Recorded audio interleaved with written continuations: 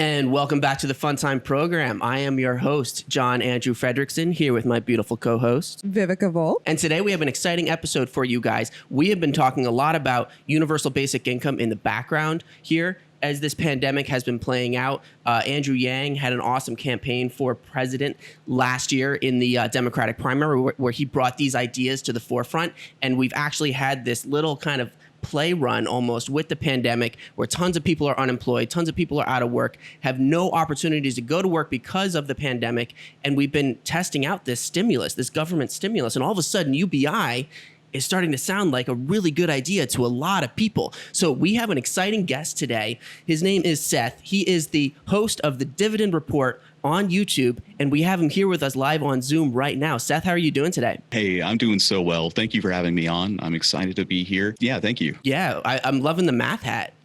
I have to wear this as just a rule of thumb. It's important that you rep Make America Think Harder every single day, especially considering the times that we live in. So I'm always wearing this.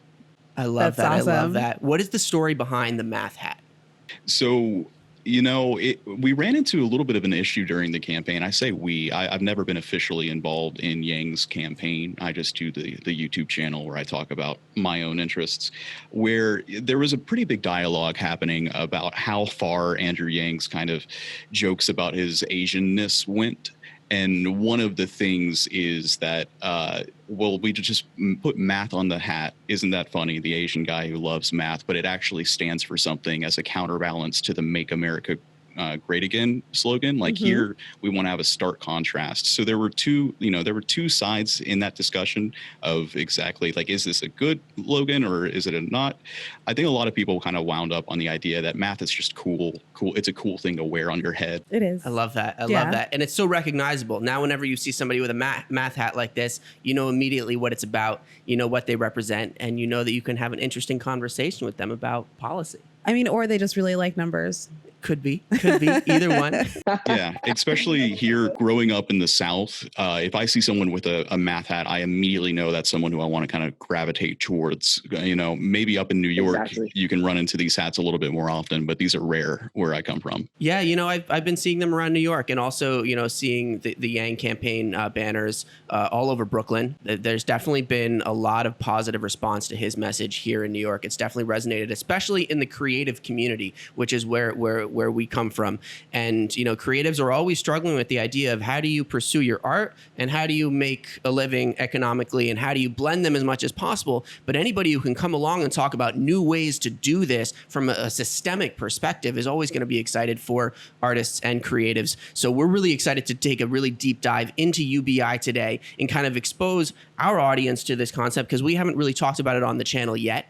But before we do that, we'd love to hear more about who you are. And what has your life experience been that led you to becoming a part of the Yang Gang and an advocate for universal basic income? Yeah, I don't think that it would surprise many people who exist in the UBI space when I say that I do think that being a universal basic income advocate has become a huge part of how I identify myself. And it seems a little weird. And in your introduction, kind of mentioning that you've kind of briefly brisked on the subject of a universal basic income seems surprising to me just because of how radical of an idea that it is. You can't kind of just drop, UBI into a conversation and not expound on it, is at least what I've found myself. Some people can get a little bit I found this with a lot of people who have come to this idea, like Scott Santens, who has been a huge inspiration to me overall, is once you really kind of sit and think about the issue of a universal basic income, it really consumes your entire process of looking at the world in general. And when you realize that, hey, you know what, I think this can work. I think that there's good reason to believe it does. There's data to run off of. And as much as I think about it, the more and more I think about it, this is just something that needs to happen. There becomes a part of you inside that wants to fight for this, that wants to talk about this, that wants to share and not like brainwash people or like try and persuade people, but it's a conversation that opens doors into the insight of other people. And it gets down into the root of some core concepts that people are very interested about, such as work, fulfillment, the meaning of value, the meritocracy, scarcity and abundance. And all of these things are stuff that informs our conversation in day-to-day life. And you realize we don't actually give that deep of a look into them as we should. So my lived experiences, I can't imagine how it could be more different than y'all's in New York and everything. I really do think that people's journey to where they find UBI is something that's interesting, and everyone probably has an interesting story to tell. And it's something that I encourage people to do because it's the human stories that are going to make change happen. And that's something to remember and something to keep a hold of. I grew up here in the conservative South. I was reading Atlas Shrugged in high school. Like, if I can just give you an image. Atlas Shrugged was very influential on my high school years as well. Yeah. And it gets a lot of kind of slack thrown at it because of, just how it's been politicized. But at the end of the day, Atlas Shrugged is a book about a utopia. It's like, if a certain set ways of rules happen, you can see why it would be appealing to a certain group of people. But unfortunately, utopias do not exist. And the real world, when you get into it and you start looking at things, you kind of realize, okay, well, things are a little bit different. I'll put that off to the side. But a very deep ingrained belief in the meritocracy. I was very like, socialism's the worst thing in the world. Wealth redistribution, what are you talking about? People earn and you work. Earn it, yeah. Exactly. And this is a deeply American idea, not just conservative idea. And as I've found, there are many on the left as well that do hold a deep view of work, and like, it's being distributed wrong, but at the end of the day, it's still work that informs everything. So before I was a universal basic income advocate, I was I guess as like a side hobby really interested in virtual reality. I made a podcast about it, super into it. This is 10 years ago, early 2010. Some guy by the name of Palmer Luckey creates this headset in his parents' basement. And you put it on, and all of a sudden you're transported into a brand new world. And it's an earth-shattering experience the first time you have it happen. You can see videos of people in malls trying it and freaking out and falling on the ground and everything, which, by the way, if you haven't tried this yet, don't do that. Don't get one of these phones into a cardboard box. That's not how you're supposed to experience it. You need headphones, binaural audio. Right. It's all about the senses.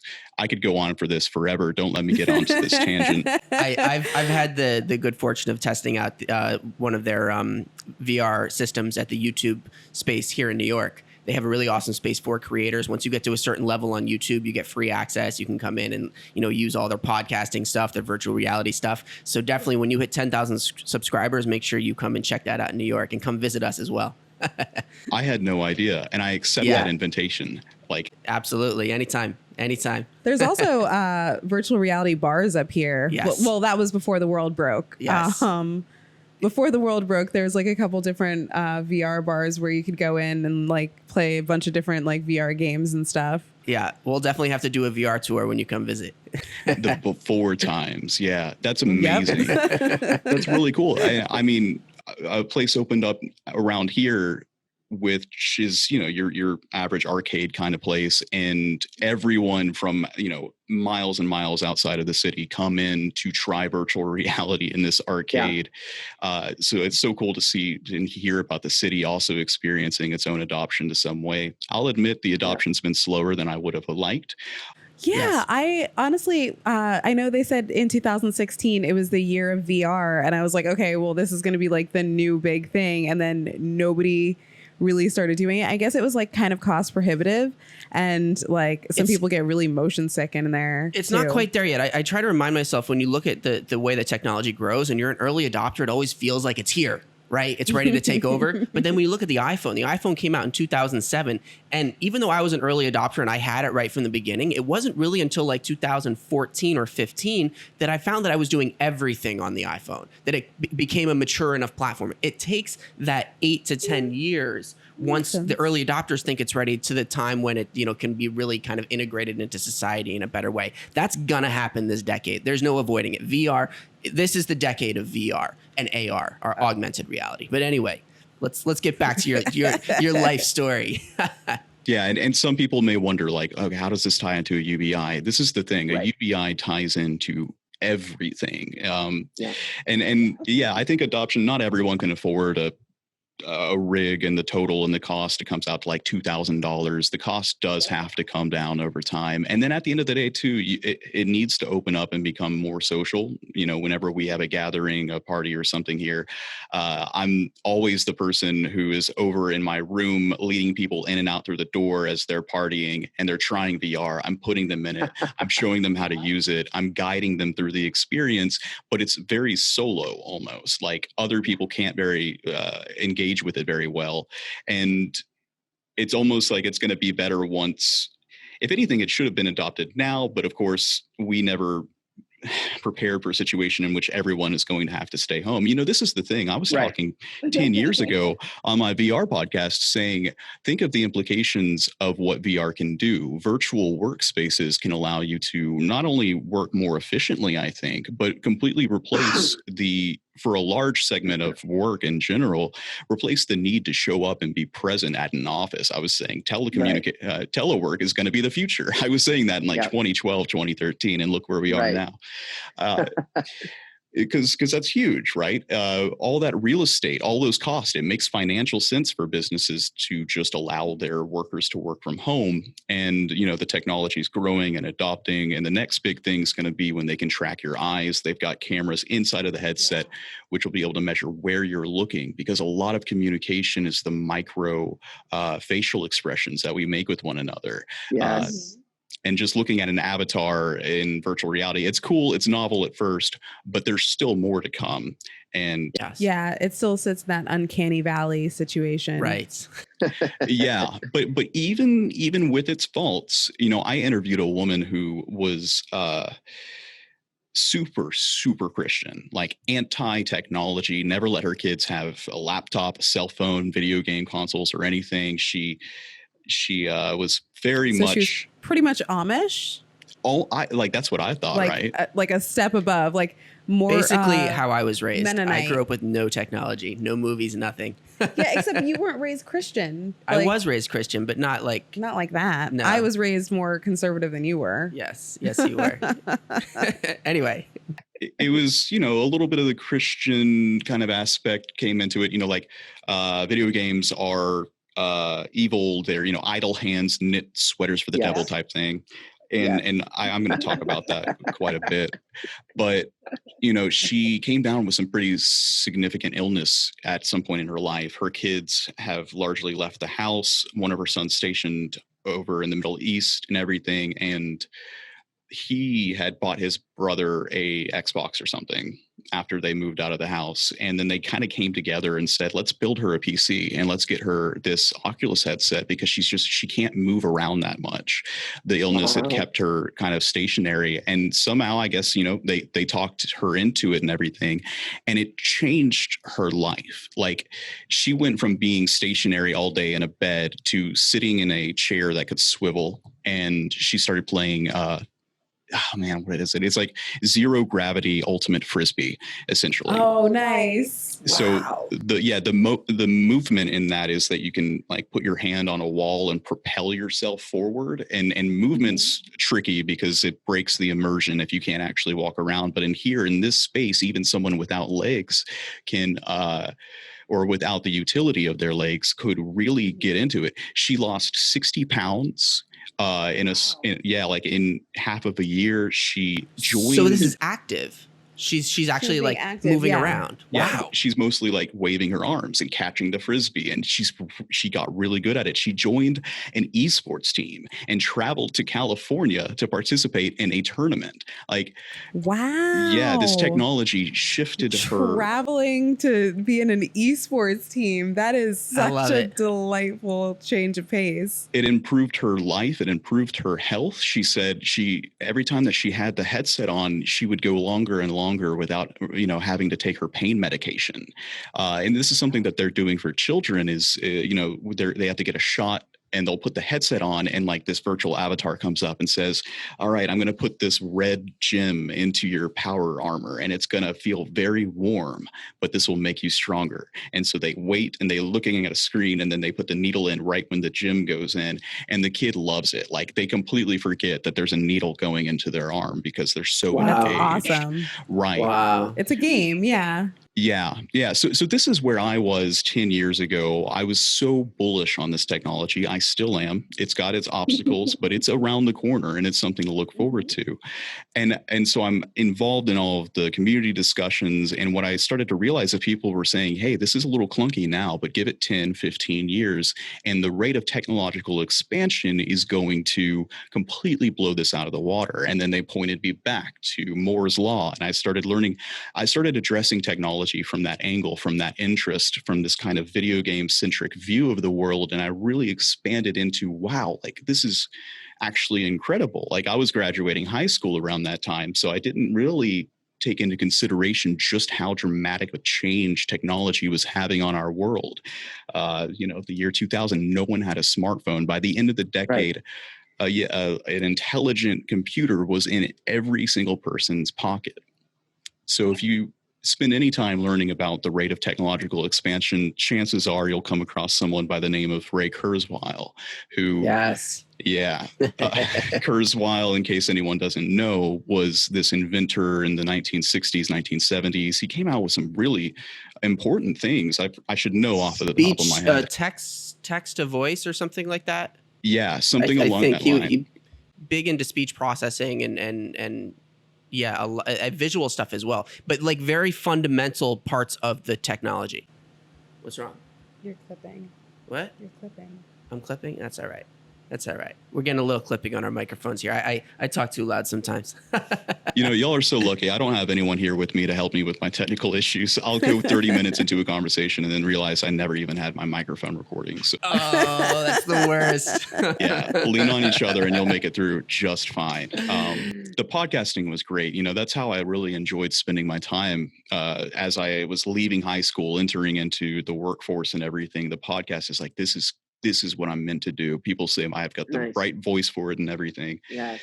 But before I continue on that aspect, Kurzweil's talking about this idea of the law of accelerating returns, which is based off of the notion of Moore's Law, which is the increasing rate of transistors on chips. It's getting faster. It's doubling every year in 6 months or something like that.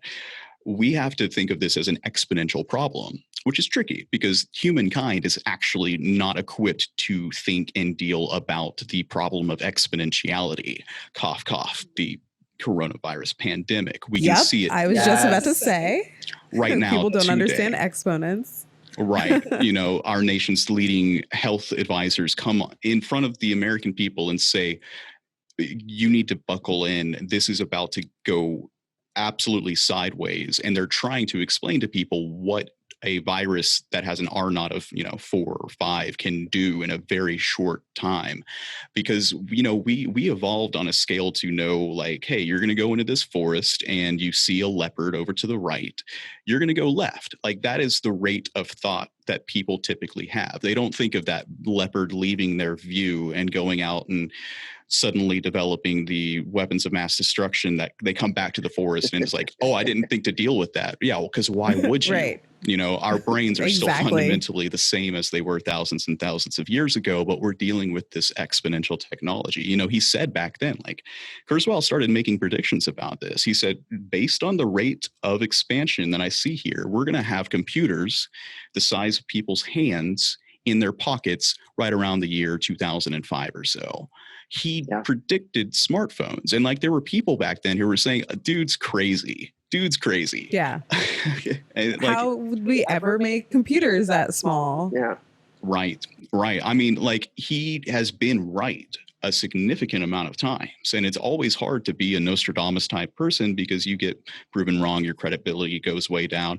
And a lot of people, they hear Kurzweil's name and they'll kind of shut off and they'll stop paying attention because like, if you expand this 10, 15 years from where we are, it gets really weird and some really weird predictions can happen. He's saying we're going to have smart computers the size of blood cells that are as cheap as pennies. Yeah. And eventually, I won't get into the singularity right now. Maybe if we have time later on, I'll talk about but that.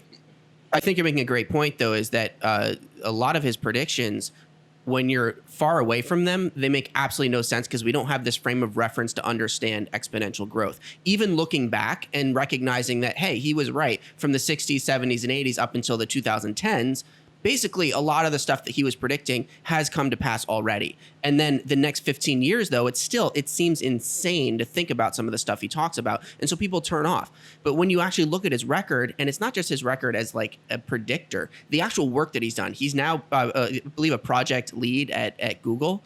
So he's very embedded in the community that is making these things happen. He's not just some fringe guy off on the side being like, "Ooh, I think this is going to happen." It's very based in what he's actually working on and what these companies are actually doing. So it's important to remember that when you look at his work, because I think you're absolutely right. Some people, they look at it and they go, "This is too fantastic," and they turn off. But Right. yeah. Yeah. I mean, at the very least, we can stop today and take a look at what he said and really kind of try and ingrain that within ourselves. For instance, like one thing that's important to realize is when you're in an airplane going 500 miles an hour, it doesn't feel to you like you're going 500 miles an hour. Right. We're in an airplane right now that's not just maintaining a fast speed, but it's getting faster and faster and faster. So that's the first thing. And the second thing that he talks about are the I think he says something along the lines of windows of comprehension, which follow a technological curve. And like technology doesn't start with the first transistor, the first computer chip. It actually starts with the wheel. You know, you go back thousands of years to the fire, the first thing that brought human minds together. First tool. Yeah. Essentially, technology at its core is anything that brings the human brain power to a new level. Fire allowed more people to congregate. We kind of communicated a little bit more, and we were able to deal with bigger problems that just one person could not.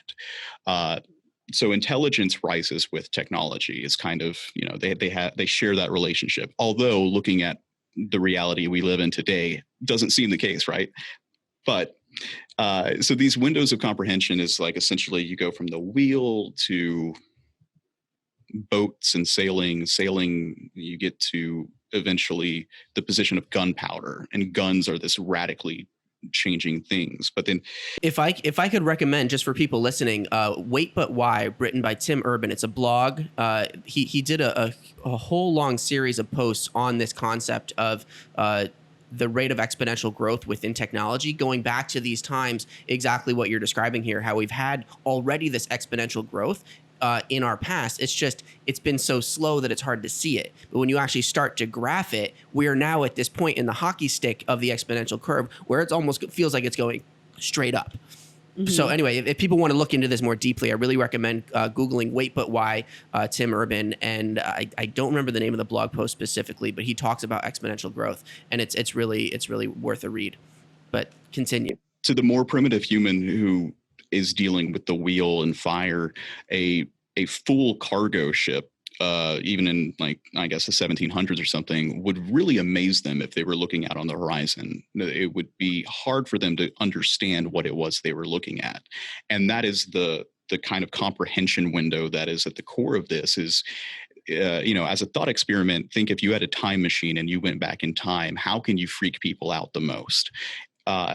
And like, you know, you get to guns, and then you get to the automobile. The automobile is going to completely, you know, baffle anyone who's on horses. They're going to look at that and go, what in the world is that? That's crazy. Right. Hold on. And so, you know, you wheel to there, big time, shorter time. That time is getting shorter and shorter and shorter and shorter. Automobile to the, I don't know, you know, like the atomic bomb happens and then everything goes crazy. Right. So smartphones, and this is all just, we are at that point of the curve where it goes skyrocketing. And the really kind of scary thing is, you can think of it as a scary thing, but if this doesn't slow down, that window of comprehension becomes on the scale of years. Right. 2 years. If you went back 2 years and you showed people in 2018 this thing, they would go, what? That doesn't make sense. Now we're not quite there yet. although if you've been paying attention to these weird videos coming out of the Air Force, all these UFO things, that's possibly what's happening there. We're looking at something that looks like magic. We don't understand it yet. Yeah. We don't understand it, but it's just the next rank above on the technological scale. So we're not speaking quite. Of which, if I may interrupt, I really like that explanation better than aliens. It makes a little bit more sense. It's a little bit more plausible.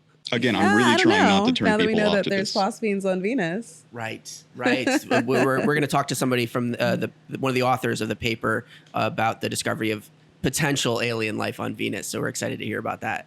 That's awesome. I'm definitely adding y'all to my playlist. I'm so happy to know that you guys are talking about these things too. This is important to be informing people about, like, hey, the future's at our doorstep and we have to prepare for it, because technological change is a kind of a precursor to conflict. And if we aren't ready for it, like the Industrial Revolution came along, completely changed labor dynamics in the world forever. And a lot of that had to do with the events that led to World War I.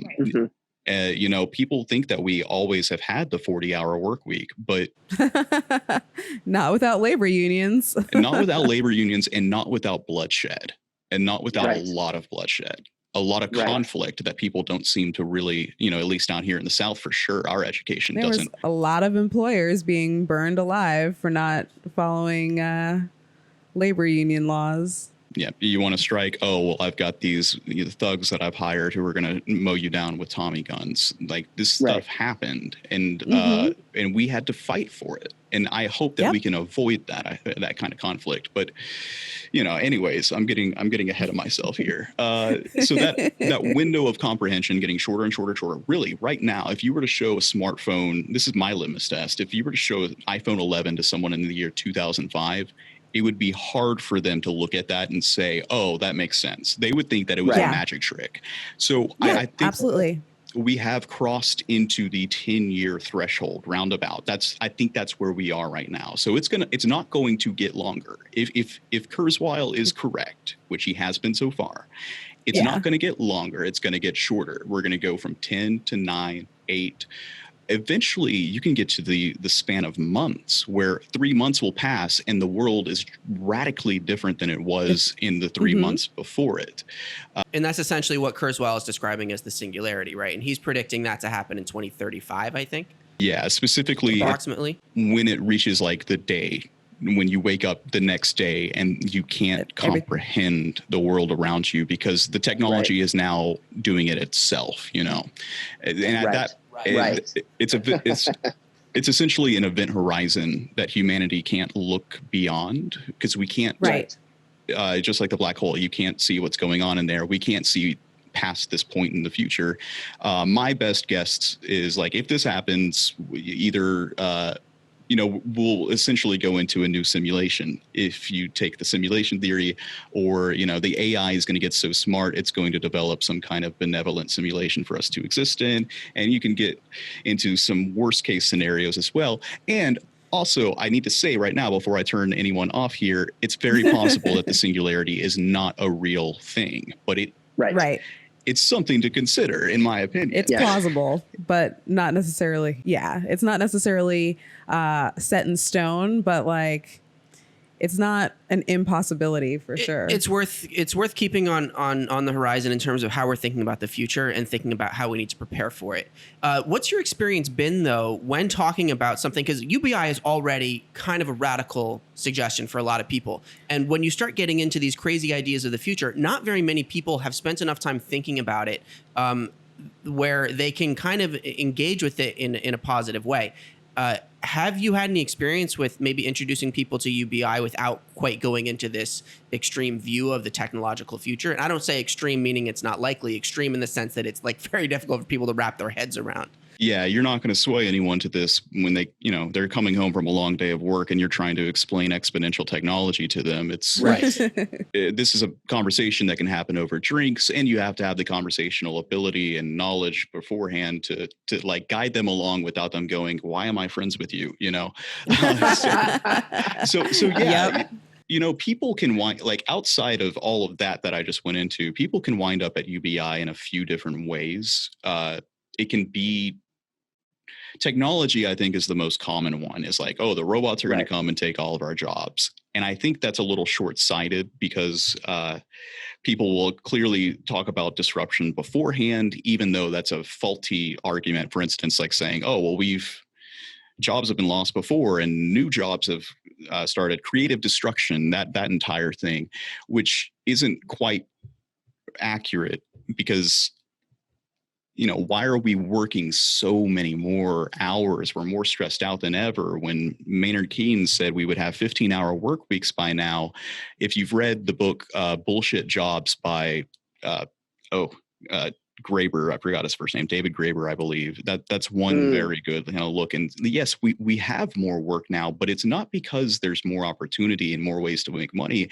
It's because we've never shifted our ideas about what work means. But I want to really pick that apart as its own concept here. The question you asked of what's a good way to bring people into this discussion, I do think for me, at least, it is the technology. But instead of saying, oh, robots are going to come and take all of our jobs and artificial intelligence is going to do all of this, the better way to approach it is actually by saying, hypothetically, say robots did come and take every single job. How do you know the point in which you say, hey, everything's good now, right? Like, look at the system itself and realize that a job is more than a way to make money. A job is a way to occupy people. And the owner of a self-driving car enterprise, he's not like, he will have a job for you to do. It'll be opening the door for him as he gets into his self-driving car. You'll be a butler. Like, there will always be work to do, just like that teacher you had in high school who always had some kind of busy work available for you. The question of, well, do we have enough jobs? Yeah, absolutely. Do we have fulfilling jobs? What does it mean to be fulfilled? What does it mean to be engaged in the world that we live in? And also, what exactly are we doing, right? Like, this is the thing, is you talk about the question of scarcity and abundance. The abundance gospel, I think, is my preferred method of broaching this subject and saying, okay, I've gotten some mixed results on this, but I broach it with the question, do you think that it's right in the society that we live in, where we all agree that work is so important, we don't want lazy parasites, and we want to encourage people to live their own self-sustaining life? Do you think it's right that a single mother taking care of her children won't get paid for the labor that she does, raising the child, supporting it emotionally, mentally, all of that work spent? She won't see a dime for any of that. But now we've reached a point in which video game streamers can make hundreds of thousands of dollars a month, right? I've said this before, that my entire mind kind of broke and I've never got it back since the day that I saw a video game streamer make $1,000 in under an hour while I was watching his maid in the background making his bed. And he's playing World of Warcraft.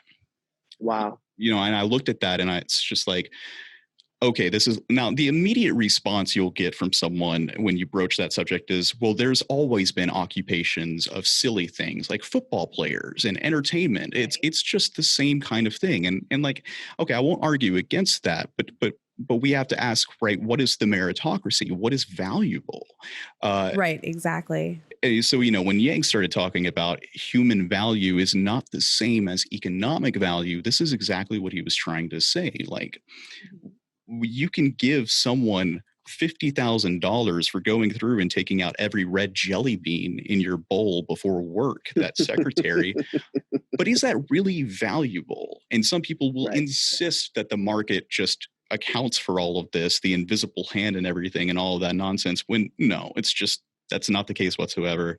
Bullshit Jobs is really a wonderful look into this that shows this. He calls it a mental scar, or an emotional scar on a national level, that people are inherently unfulfilled, or not everyone, but a large proportion of people hate their jobs. They are unfulfilled. And it's causing mental violence. It's causing, we have a mental illness epidemic in this country, and no one wants to talk about the fact that maybe it's because our working system is completely broken. We're more than happy to talk about Japan and say, oh, they work themselves to death and suicide's such an issue, blah, blah, blah. But no, we deal with the same problems here.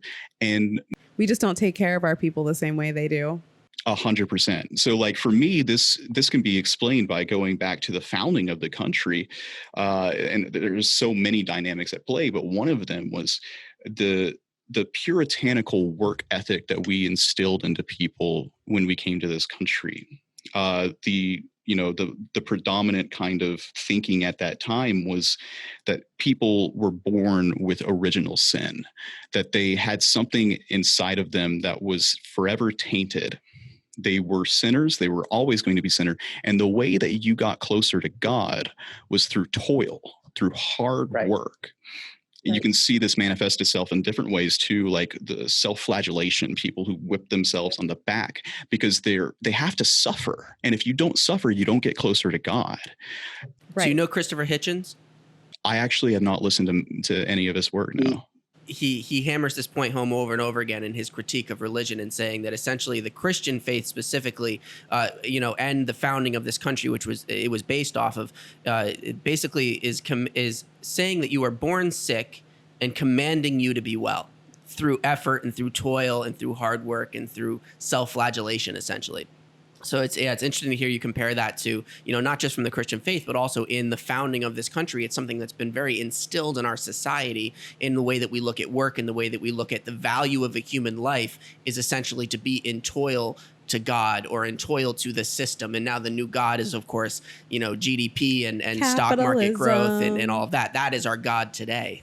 There you go. Yeah, 100%. And it had its own faults back then, I'm sure, but it served a utility, I suppose. And I mean, I've always thought about going to New York City. I've never been. And you spend any time in that city and you look around and you can see what our work ethic has accomplished.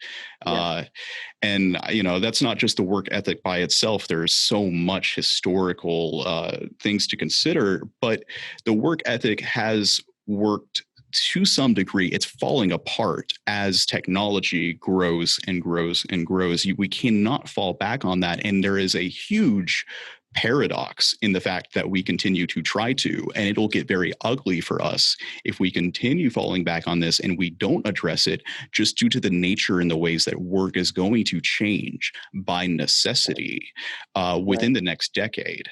So, this is why I like talking about it, because I want to ask people, like, are you happy? Are you happy with what you do for a living? Because as I was escaping, as I graduated high school in the early 2010s, it started entering in the workforce. That feels like an escape, yeah. Yeah, I started flipping tables, and I started kind of, dealing with the new reality of being a millennial, and being someone who exists in this very unequal society. Bernie spoke to me in many different ways. And again, I grew up conservative. So it was clear to me that the world that I lived in was different than the generation before. And I started asking, well, why is that? Things started to fit in together as I was looking at the technological changes. And I realized that we have already incurred displacement, and people are lost. And this affects different parts of the country differently. But there are people in the Rust Belt who are lost, and they've been neglected and left behind, and we're going to see something bad happen. Like, this was before 2016 that I started thinking this, and all of a sudden, yeah, I was thinking, like, how many we've lost manufacturing jobs, but So wait a second. I'm sorry. I have to pause you there. You came to these conclusions on your own without being influenced by somebody like Yang or Scott Santens or some other advocate within the community. Yeah, I actually did not support Yang the first moment that he announced his run. I was hugely skeptical of him. Fascinating. Yeah, because to me, universal basic income had grown into something very personal, and I didn't trust Yang to treat it right, treat it correctly. So you're an OG. You're a pre-Yang UBI guy. Wow. All right. I was delivering pizzas when I heard his podcast with Joe Rogan, and when I realized when he started talking and he was saying these things, I punched the roof of my car, and I was like, "Thank you, you've got this." Like, I knew, I knew something big was about to happen at that point. And I really am not trying to give myself like too much credit here or anything, but yeah, I was thinking about these things for a while, and it's like you can see it happening, and that's almost like the curse of what it means to be someone who supports universal basic income, is because you have a lot of reason to believe and to know that you are right. Right. And you have a lot of evidence to support it. Yeah. Right. And the longer and longer that we go without doing something, the scarier the consequences seem to be. But I'm not gonna go there. So yeah. Like, again, I started trying to fundamentally create a view of the world that made sense of the transformation that I saw us going through. I created this entire kind of understanding based on the rate of technological change. And then I started asking questions like, because I was having a hard time dealing with all of these thoughts and also maintaining a stable foot in the workforce. I've been through like 6 different careers or so, and my mental health started to decline throughout those years. And, I've dealt with some very kind of hard issues in terms of why do I suffer so much every single day going into these jobs? I didn't make it through college. I made some bad decisions, but, around the time it was this very fundamentally changing aspect. It was right after the 2008 financial crisis, and everyone's families are falling apart and everything, blah, blah, blah. And so I started really wondering, and then I would go home and I would watch these Twitch streamers make more than I was making in a year. They would make in a month, Right. And playing just video sitting games. around playing fucking video games. Yeah. And I love video games, and I would love You're to like, why do can't that. I do this? Yeah. Yeah. And I don't want to knock them down a notch. It's very difficult. I spent some time trying to be a Twitch streamer, and it's hard. It's hard, and it comes with its own bag of problems. And I don't think we talk about the mental health of video game streamers like we need to. But I really did kind of have to come to terms with how are we treating people in this society? And if I extrapolate this down 10 years, the woman and her son, the single mom is the parasite in society, but the kid who's playing video games, he is valuable, right? The same people that we said 10 years ago, oh, stop playing video games, you're going to be a parasite and lazy, blah, blah, blah. They are now the millionaires. They are now making hundreds of thousands of dollars, right? So I'm looking around at everyone around me and saying, why aren't we talking about this a little bit more, right? Because poverty is a big issue. And around that time, the very first time that I heard about the notion of a universal basic income, it was someone presented it, and I had all these questions. I had all these what's going to happen? And I saw it and I was like, well, that's a terrible idea. That's awful. That was my same reaction. I discovered it through Andrew Yang. I was a big follower of Sam Harris, still am. He went on the Sam Harris podcast. This was before Joe Rogan. And I heard him talking about this stuff, and I'm like, you can't just give people all the questions that now you, as a UBI advocate, you deal with when you present it to other people. You just smile when you hear them because you're like, I had the same response, and let me walk you through what caused me to change my mind. That's so interesting to hear. Do you remember who it was or where it was that you first heard about the term? It was, I think, on a futurology post on Reddit or something where it was talking about the rapid rate of expansion of change. I think around that time, Tesla had just released their autopilot version. I can't believe it was that long ago. They posted a video of the car driving itself to a person. Paint It Black was the music playing on the video. And everyone, it went viral. Everyone's talking about it. And suddenly people are like, do you know how many people deliver cargo in this country? It is the number one job in 29 states, right? This is huge. And people started talking about all the issues. What are people going to do for a living? Why is this different than displacement of the before? And then someone mentioned well, this is a pretty crazy idea, but why not just give people money? And then he posted a link to, I think Rogan had someone on years and years before who kind of mentioned it in passing. Yeah. Okay. And so through that, I started thinking about it a little bit more often. I stumbled across Scott Santens, and that's when I started really kind of digging into it, you know, doing the work and trying. And I would present every single like objection that I had to it, like, but what about this? And it was like, I know why you would think that, but let's talk about it. And it's like, I mean, let's take a second though to give a shout out to Scott, because Scott Santens is the original UBI advocate, the OG. The man has spent, I don't know how many years now, thinking these issues through, trying to figure out how to communicate them to people in a way that helps people make that progression from, oh my God, this is a crazy idea, and here are all the hundreds of reasons I can think of why this doesn't make any sense to me and it's not going to work. And he has taken the time to break down each one of them and explain why maybe this isn't actually the problem you think it is, and here are all the ways that this can actually help overcome those problems that you and I share in agreement on, that we think this is going to be an issue. So huge shout out to Scott. I really hope to have the opportunity to interview him one day, because he really has been the fundamental grounding force that has enabled this movement to go from being this fringe idea to something that could be embraced by a mainstream presidential campaign in Andrew Yang, and have all of the data behind it to be able to make that push in a really concrete way. So huge shout out to him. I just wanted to take a second to thank him for that. I also wanted to ask, so you mentioned before how VR ties back into universal basic income, but like, I don't think we fully completed that thought. I'm just curious how you say that VR kind of translates back to universal basic income. So as I was doing the podcast, Building the Oasis, I joined this really cool kind of weekly discussion group where people were talking about futurism and things like that. And one of the interviews that I had was with a woman who was almost homeless, she said. And it was very cool. Like, everyone shows up every Wednesday. You put on your headset, you go into VR chat, and like they choose a room and you all stand around, and, you know, the person who's talking goes into the middle of the circle. And that was fun. Those social engagements where other people are there and you're talking to people.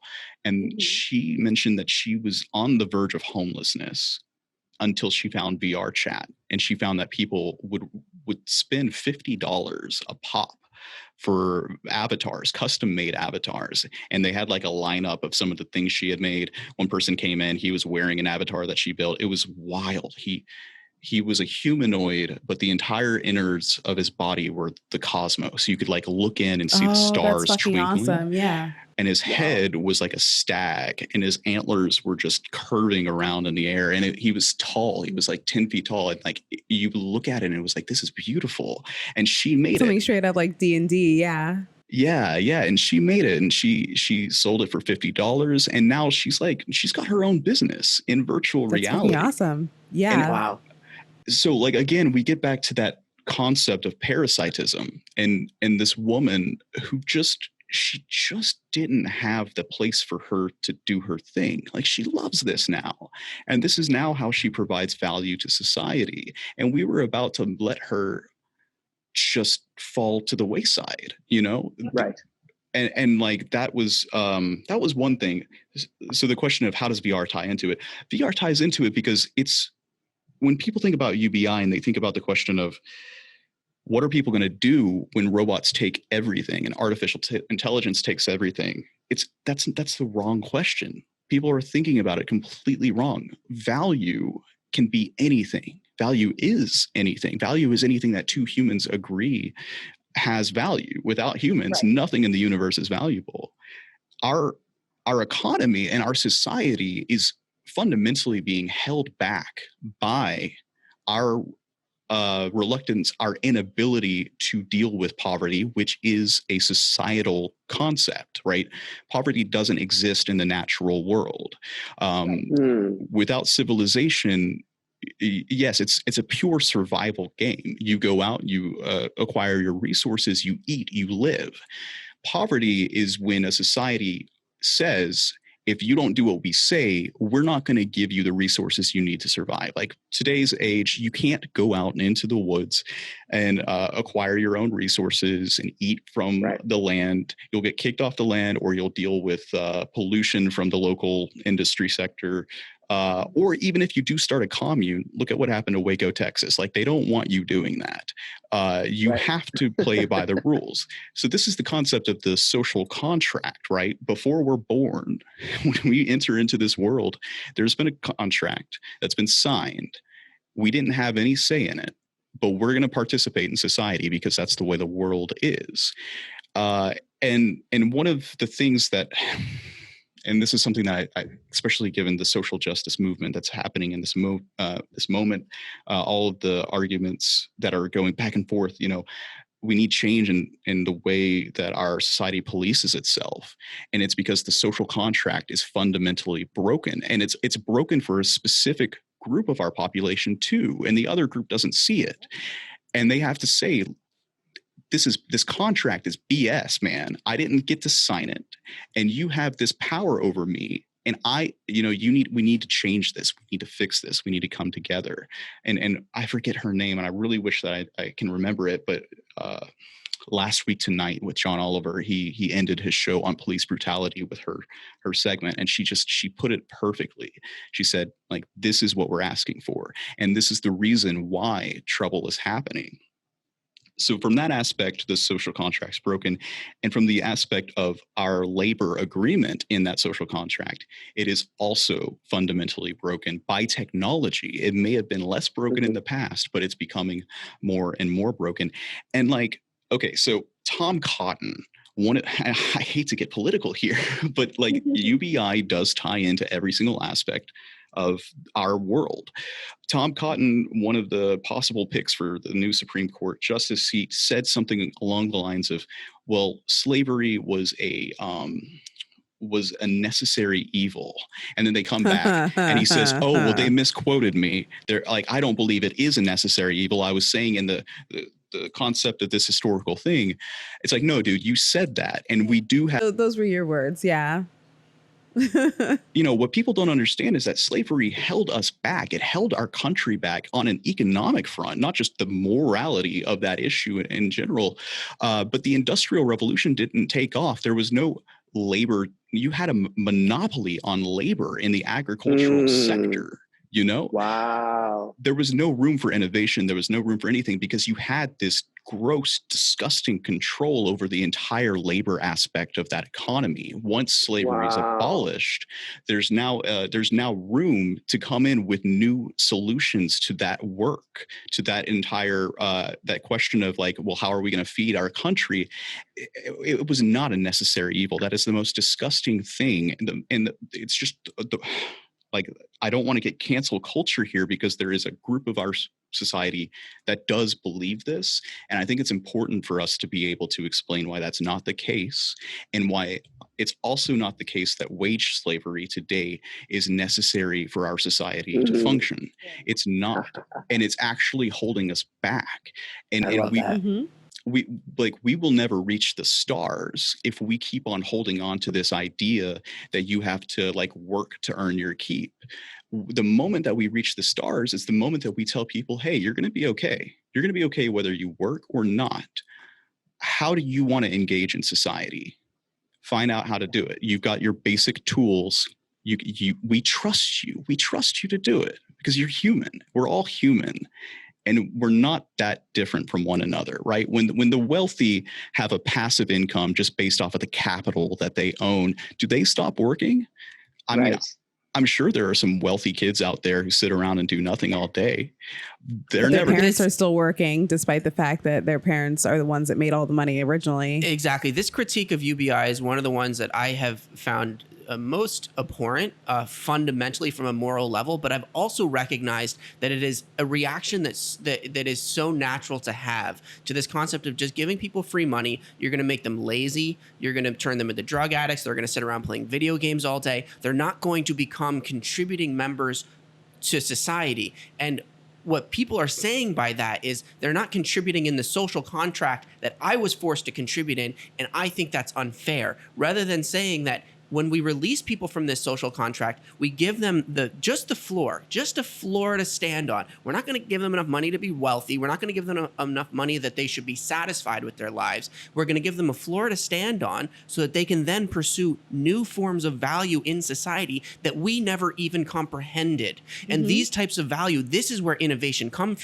from. When you look at entrepreneurship in this country, it doesn't come from some mom or some young kid working 3 to 4 jobs to make ends meet. It comes from somebody who has enough to get by that they can step back, they can take a deep breath, and they can say, what new value do I want to bring to the world, and do I want to test in the economy? And you can't do that without a floor to stand on. And so when you look at our economy of people, the millions of people in this country and the billions of people in the world, how much incredible ingenuity is being wasted on dead-end jobs, on worthless jobs, on jobs that do not need to be done by human beings. But because we have this labor capital that is very cheap, that we have access to, it was cheap in this country, and then we exported it to other countries where it was even cheaper. But we still have it in this country where you have people. If you go around New York City today, the number one thing you're going to see is immigrants. Predominantly, it appears to be either from South America or from Africa, sitting around on these motorized bicycles, waiting for that ding on their phone so that they can pick up some order from some restaurant and bring it to some wealthy person's home. This is the new economy in New York City, and Uber drivers and all these other gig workers. When you look at over the past decade, I think Yang says something like 90% of all the jobs created over the past decade are independent contractor jobs. People don't have any job security, and so they're being forced to do all of these things without any... they're not taking part in the wins of the economy. The capital is winning. It's creating all this excess value that is being pumped into GDP. And it's like, yeah, the stock market's doing great, but so many people are being left out of this. They don't have the opportunity to create the next biggest thing. And we as a society end up losing when we don't have as many people as possible standing on a floor, looking up at the stars and saying, how do I want to contribute something new to the world? So I love that perspective on it. Yeah, there's two big things here, right? First, isn't it ironic that one of the most often referred talking points to capitalism is the most efficient way to get goods and new innovations to the American people. And capitalism has this curve downwards of making things cheaper over time. And it's like, well, you actually get to the point in which, yes, everything is cheap, right? I saw someone, it was disgusting. It killed me, because I'm a very emotional person. I take these things to heart. But he was evicting these tenants from their house during the pandemic. And it's like, right. He was asked, like, don't you feel bad about this? He said, if you go into that house, you're going to find a flat screen TV. These people are parasites. I'm like, dude, where do you go to get a TV these days that's not a flat screen, Right. But also, like, flat screen TVs are so much cheaper than they were even just like 10 years ago. Yeah. When I bought a flat screen TV in like 2010, it was like $1,100 for an HD TV. And now that exact same TV, except better, a 4K version, is $300 fucking dollars. Right. So like, it's a bigger TV, it's a better quality TV, it does more things than the original, but it's not even half the price. So like, okay, they went to Costco and bought a TV for like $200-$300.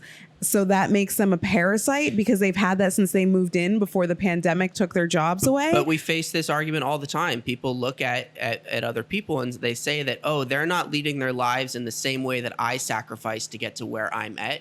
And so therefore they're bad people and we shouldn't support them as a society. Or I can't justify their spending because I would be more fiscally responsible in their situation, right, not knowing what their situation actually is. But it comes back to, I think what you're saying is a fundamental distrust of other people. Mm-hmm. We don't believe that other people are going to do what's right unless we create this sort of social bondage of forcing them into a labor market where they have to compete in the same ways that we had to compete in order to get to where we are today. So how do we break out of that? How do we convince people that that's not the right way to look at it? Well, as a rule of thumb, when broaching the subject of a UBI with other people, if they say anything of like, oh, well, people are going to abuse this, you want to ask them and you want to get the conversation to them and you want to say, what are you going to do with $1,000 a month? And a lot of people like to stick their head in the sand and say, I don't need any help. right? Right. And I'm like, dude, you're always begging for tax breaks. You're always Right. this is a tax break essentially for you. Enjoy it. It's a tax break for you, and it's a social safety net, not a safety net, right? The safety net has floors that people fall through, has cracks in it. We have a safety floor that replaces rock bottom. That's it, dude. Right. It's more efficient, and you can address people from this point. It's good to go into the efficiency and talk about how we need to evolve our safety net, our welfare net, because our welfare net has been built on these same notions, and it's so easy to continually work fair is the problem there. So okay, there's a few different points, and I just kind of want to take each of them step by step. We have to talk about scarcity. We have to talk about abundance when we're talking about these things. And we also have to, mention the point that this is the inherent issue. Like I said, there's never going to be a point in time where there aren't any jobs to do. There will always be jobs to do. And there's also never going to be a point in time where we reach a society of abundance, because if we fundamentally believe that the world is scarce. Okay, there's not going to be an abundant earth. We have a certain finite amount of resources, but there is relative abundance. There is enough that can support the people, and we can do it in an environmentally sustainable way. But that's an entire subject for another day. What I'm trying to say is we already waste, like a third of the food that we produce in this country. Right. We have long since had the abundance of housing. I worked in real estate. I was a real estate agent for a bit, and I found out, we have 8 empty homes for every single homeless person in this country. Yep. And big homes too. Yeah. And they're just not allowed to take those homes because, well, that would drive the market down. Right. So I'm excited about telework in that scenario, because it's not about those 8 houses specifically. We can build affordable housing, but also, demand is going to be more fluid when we can work in places that we want. It's not going to happen organically. We need to come up with good solutions on a political scale for that problem. But the land issue is not an issue. People like to think it is. The food issue is not an issue. The water issue, possibly, but we are getting close to sustainable desalination technologies, especially as we have more renewable energy. We will be able to harness the oceans as a drinking supply, not an issue. Even food, as we get to the concepts of lab-grown meat and vertical agriculture, we can have bioreactors sent out to villages in third world countries that can provide grown meat from a central source that you don't have to worry about transporting to and from. We are on the cusp of essentially ending all of the fundamental aspects of what it means to be alive in the world.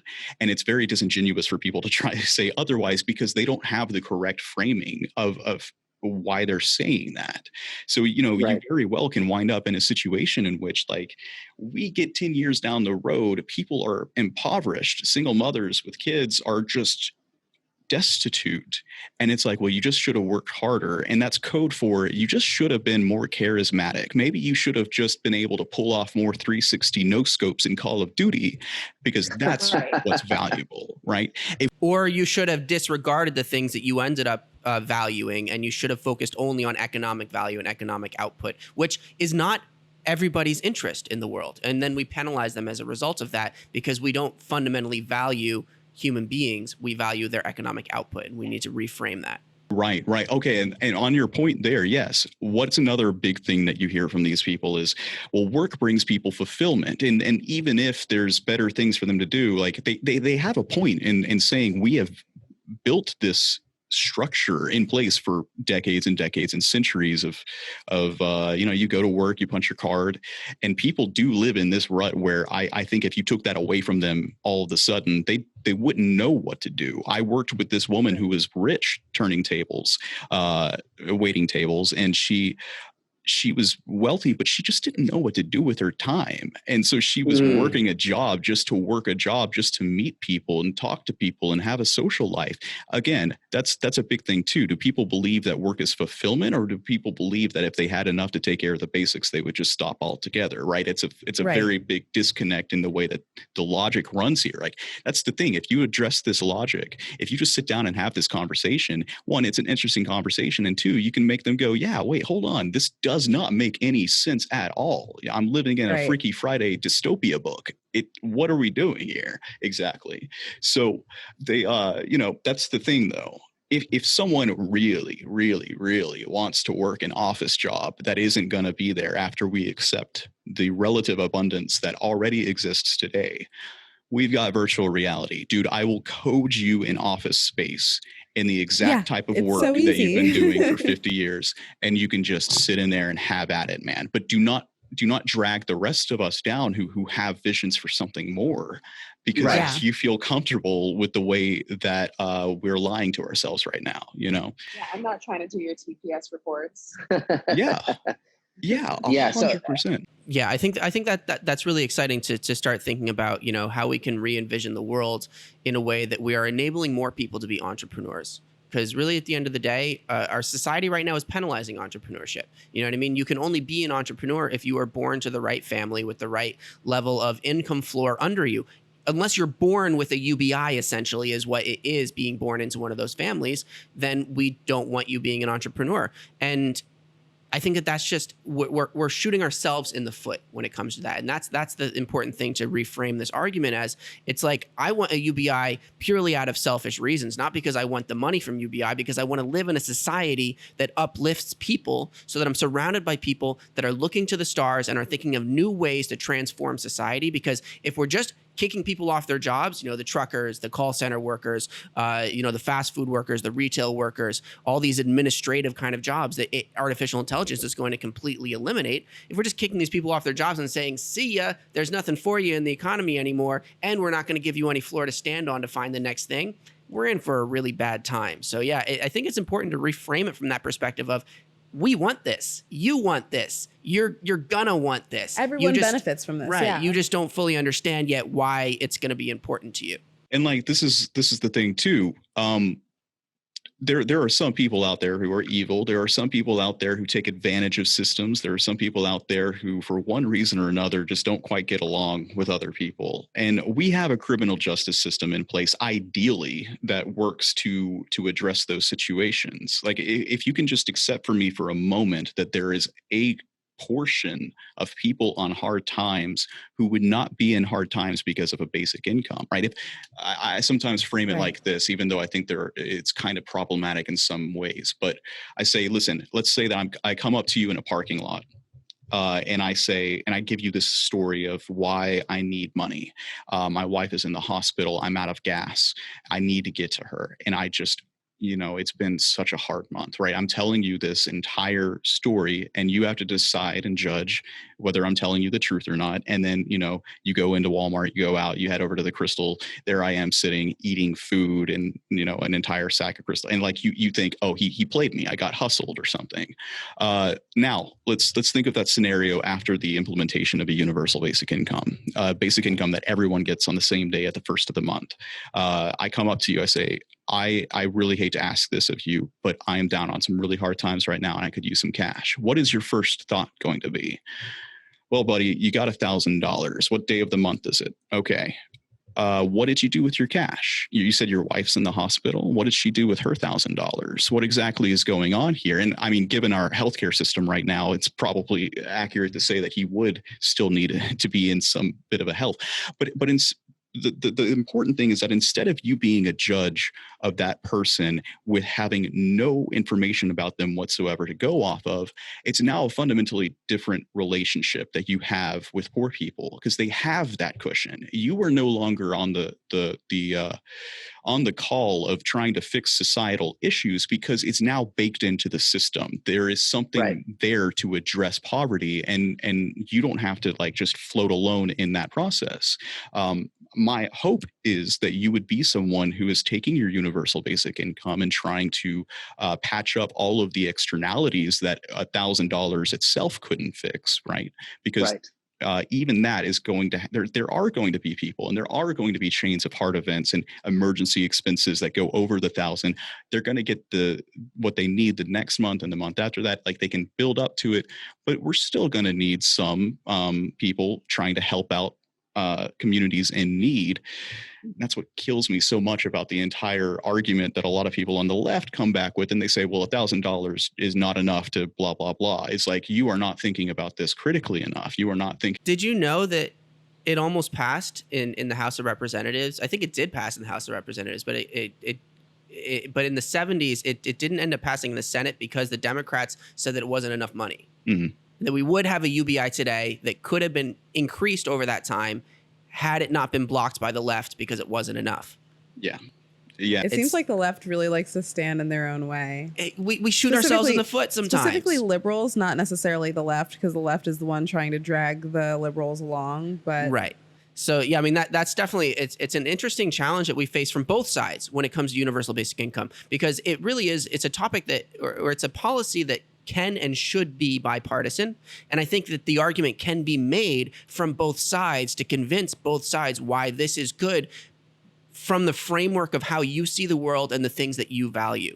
I'd actually really be interesting to hear your take on the conservative argument for universal basic income, because I know Milton Friedman, a famous conservative economist, was a proponent of what he called the negative income tax, which was like what you talked about earlier. It's like, it's a tax break, right? But it's a negative tax break, meaning that essentially, rather than paying taxes, you're getting a certain amount back because of the value that society is creating. We're all getting a dividend. And I love the word dividend. When you tell people, hey, if you own shares in Exxon and they make a certain amount of money and you get a dividend from that, is that going to make you lazy? All these negative ideas that people have about UBI, you say, well, what about dividends with stocks? You know what I mean? Why can't we have a dividend just from being a citizen of this country? I think that's a really nice way to look at it. But I'd love to hear your thoughts on like the conservative perspective on why UBI might be good from, a red state perspective. People in these rural states who tend to vote more conservative, like why should they care about something like a UBI? So you bring up a lot of good points there that I'm going to try and address each part one step after the other. Conservatives, or more fundamentally, like free market advocates, believe in the idea that the market works best when you're hands off about it, and that you don't want to put too much government into any sort of transaction because it messes up this beautiful relationship that that capitalism has with innovation and whatnot. I'm not sure. For instance, what really kind of changed what hit me like a brick on the head when I realized this was, okay, I'm going to have to do a little bit of digging before that. Have y'all seen The Social Dilemma on Netflix? We both just watched it, and I watched your episode on it as well. Oh, hey, thank you for checking out my channel. It always makes me blush there. But so if you have not seen this, if you're listening to this, you need to go and watch it immediately. Wait until after this episode's over. Or like pause it and come back. Yeah. Oh, yeah. You could do that, but make sure you get this all done in one day. So it's super critical that we deal with this issue. It's the most pressing problem, I think, or at least one of the top 5 pressing problems that we have right now is how is our behavior being manipulated by an algorithm that exists to extract our attention on social media, on websites, how we use the internet. What's really problematic is thinking about like how the internet came to be. It's this series of tubes, I think someone called it decades ago, right? Like, what is email? And they're trying to figure out exactly what this is in the 90s. It was mostly, it was the war effort, right? Turing was designing military technology to help us win World War II. Yes. Communication. Right. That entire time, the proto-internet was being developed through taxpayer-funded funds, revenue. And it never stopped from there. The internet is essentially a product of taxpayer investment, which is a hard a pill for free market economists and pure, laissez-faire capitalists to understand, is that as you're sitting there arguing about why capitalism is the absolute best thing, and again, the capitalism socialism dichotomy, splitting it down the middle and there's left versus right, it's so wrong. But this is what they do, is like when you say sent from my iPhone, like look at that iPhone. The touch screen was developed by DARPA. The GPS navigation was the Navy. Every single piece of hardware in that phone was developed from collectivized funding from taxpayers. There was not a single person behind the iPhone. They just took all of that hardware, wrapped it into a package, and put the Apple logo on it. The software, yes, there's a very, very good software involved in the iPhone. It's very user friendly and it does a lot of things that are important and a lot of things that deserve compensation and revenue from. But they built this it's now trillion dollar industry off of the back of the generations that came before us. It is a social inheritance that has been privatized. And then they turn around and they don't pay taxes, right? This is gross. It is gross. And if you believe in the free market, there's a belief that innovation comes from correct compensation, that if there's ever a point in which labor isn't being correctly compensated, that's what's called a market inefficiency, because the incentive structure exists to be a positive feedback loop. This is a market inefficiency, this privatization of a collective innovation. And it has caused us, again, like the slavery issue, it was not a necessary evil. It is restraining us. And I actually agree with the libertarians when they say, hey, you don't want to mess with this. We need to be compensated. We need to be compensated for the work that not only our parents did, but our nation did as a whole. We are not islands all swimming separately in the sea. We are one country, and it's important that we understand that fundamentally. So the social dilemma itself deals with the problem of right now this industry is mining our brains like a resource, like a gold mine, and making money off of it, and you aren't being compensated for it, right? Facebook is a media company that doesn't create any media. You are creating the content that is bringing eyeballs to their site. Where's your check? You're working for them. You're giving your labor up for free. And if you are a free market capitalist, like that should infuriate you, man. You're being taken advantage of. And again, these people spend so much time like really buying into this. And there's cognitive dissonance when you're dealt with this after a lifetime of believing this, that they'll actually turn around and say, well, no one forced you to sign the terms of service agreement. I love it. Right. It's like, oh, okay, well, cool. Why are you defending yourself being taken advantage of, right? Don't do that. Again, do you believe in the free market or not? You need to be compensated for your labor, and no person in their right mind would exist in a society like this if they actually knew what was going on. But people don't. People just don't. This escapes them. So, we are fundamentally, we are shareholders, and we need a citizen's dividend. And that's the deeper point, is like some people think of UBI as if it's just a social welfare policy, that it's just some sort of sunk cost thing, a service, if you will, like the military or like the postal service. But people never think about the external costs of not having a thing. What are the external costs of not having the military? They love to talk about that. Hey, all of that crazy billions of dollars worth of spending is important because it keeps us safe. What are the external costs? What are the external costs of not having a safeguard against poverty? Scott Santens calls this the Einstein cost. People always talk about what's the cost of a UBI? Can we afford it? No, the question is, can we afford to lose an Einstein every single day who is lost to poverty, who through no problem of their own was left to succumb to an unjust tool of our society? Like that is a cost that we can't measure, that is undoubtedly worth trillions and trillions of dollars. That's what we're paying, and that's how we need to think about this. So man, I get pretty passionate about this because I do think it's important. I think people need to fundamentally understand this, and like you said, it's something that the left and the right should be able to come together under. And I fundamentally do believe it's a winning policy platform. If people just think about it long enough, they come around to it. I mean, I grew up in the South. I have these conversations with some pretty red-leaning members, and like we can still get along. It's a hard, tribalism and everything, the political thing. It's so hard to get through. Unfortunately, we very well might succumb to tribal conflict before we fix the problem. And that would be the most Shakespearean tragedy to occur in a civilization. But I have to have faith and optimism that we can do better, and that we will kind of cross that finish line. Yeah, this year's looking a little scary. So the 2016 election is looking a little scary. I'm not ready to throw in the towel. I think that this fight can be won. The 2020 election? Are we in 2020? Is it not 2016 anymore? God, I almost want to go back, but no, I do not want to go back. It's over. It's done. I'm not reliving these 4 years. No, I don't want to relive these 4 years. It's just life was so much different back in 2015. I didn't know how good I had it. So do you see this platform taking hold? I mean, the pandemic has totally changed people's perspectives on the idea of the government giving people money to make sure that they're not destitute, right? I think that the numbers on support for UBI is now over 50% of Americans support the idea of a universal basic income.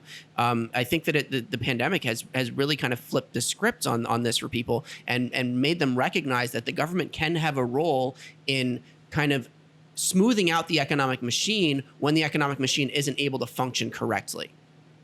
Yeah, that's the thing, right? A lot of people on the left like to talk about how SNAP and things like that are quote unquote automatic stabilizers. They work as a counterbalance against economic recessions, because as more people lose their jobs, social spending increases, more money gets into the hands of people, and it helps lift us out of these economic recessions. I like to try and point out, like, hey, listen, you don't need a stabilizer that only kicks in if and have that stabilizer there perpetually. It's rocket fuel for the economy.